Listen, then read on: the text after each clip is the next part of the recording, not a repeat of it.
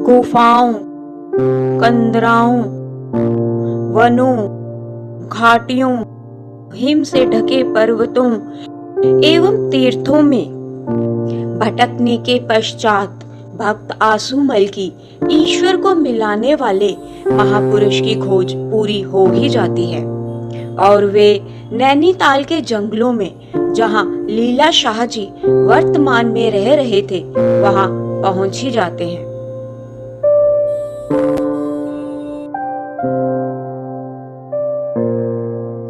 जी कहिए, आपको किससे मिलना है? पहले आपको यहाँ नहीं देखा मैंने। जी, मैं लीला शाह जी से मिलने आया हूँ। मैंने उनके विषय में बहुत सुना है। क्या मैं उनसे मिल सकता हूँ? वे तो यहाँ नहीं है, कहीं गए हैं। क्या? कब आएंगे? मालूम नहीं। वे तो शाहों के शाह हैं। उनके विषय में तो वही जान सकते हैं। जल्दी भी आ सकते हैं और बहुत समय भी लग सकता है। क्या? लेकिन अब कुछ भी हो जाए, मैं उनसे मिले बिना नहीं जाऊंगा।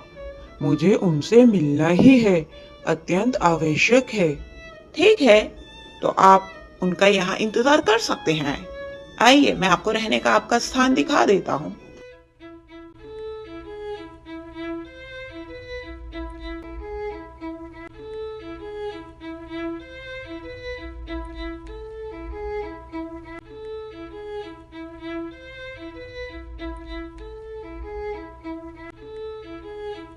ये रहा आपका कमरा। आप यहाँ रह सकते हैं। जब गुरुदेव आएंगे तो मैं आपको बता दूंगा।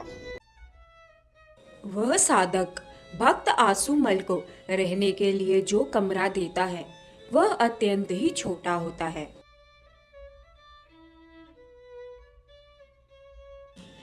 4 फुट चौड़े और 5 फुट ऊंचे इस कमरे का दरवाजा तो इतना नीचे होता है कि झुककर ही अंदर जाना पड़ता है।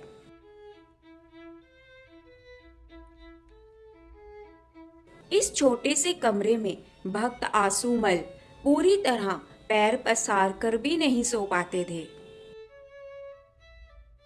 किंतु ईश्वर प्रेम के आगे उनके लिए यह सब कष्ट नन्हे ही पड़ गए थे। धन के अभाव में वे दिन में एक समय मूंग की दाल में नमक मिलाकर उबाल लेते और कभी-कभी तो ईंधन को बचाने हेतु अधपकी दाल उबाल कर ही खा लेते थे।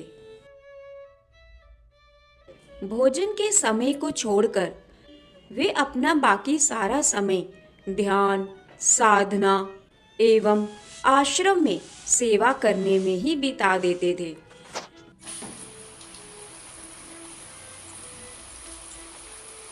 और जैसे जैसे समय बीतता जा रहा था, भले ही आसुमल अभी संत श्री लीला शाह जी महाराज से रूबरू तो नहीं हुए थे, किंतु उनकी निष्ठा उनमें बढ़ती ही जा रही थी।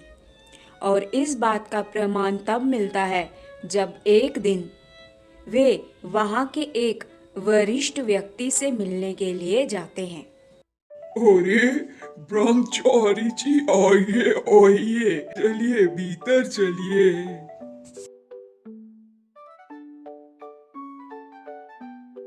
जी, और कैसे आना हुआ आपका यहाँ? बैठिए बैठिए।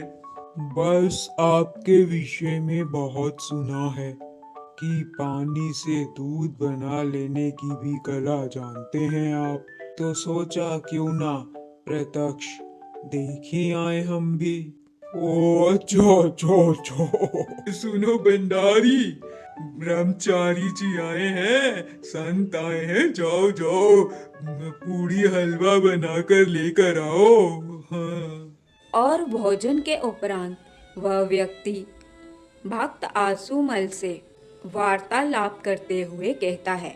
अब आप आए ही हैं तो कुछ हमें भी सुनाइए, हम भी थोड़ा कृतार्थ हो जाएं। जी जरूर।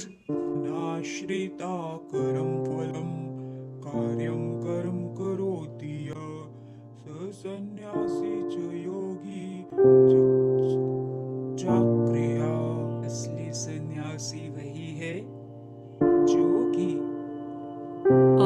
इस तरह भक्त आसुमल भागवत के एक श्लोक की व्याख्या करते हुए भाव विभोर हो जाते हैं, जिसे देख वह व्यक्ति उनसे अत्यधिक प्रभावित हो जाता है और कहता है, ओ, वाह वाह, अरे ब्रह्मचारी जी, वाह क्या कहना है, वाह वाह, आपने तो हमें तृप्त ही कर दिया। आपकी वाणी सुनकर हम तो गदगद हो गए हो। वैसे यहाँ कहाँ रुके हैं आप? मैं यहाँ लीला शाह बापू जी के आश्रम में ही रहता हूँ। क्या? वो सफेद सफेद कपड़े वाला, उसके यहाँ रहते हो?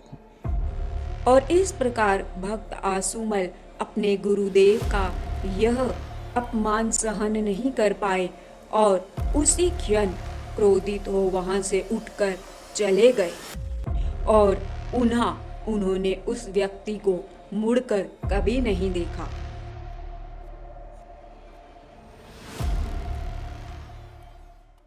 और ऐसे ही समय गुजरता जाता है और भक्त आसुमल को लीला शाहजी महाराज का इंतजार करते हुए वहां 40 दिन पूर्ण हो जाते हैं।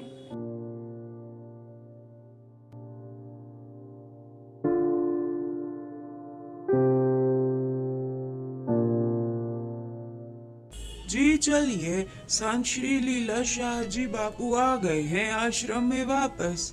क्या वो आ गए हैं? चलिए चलिए।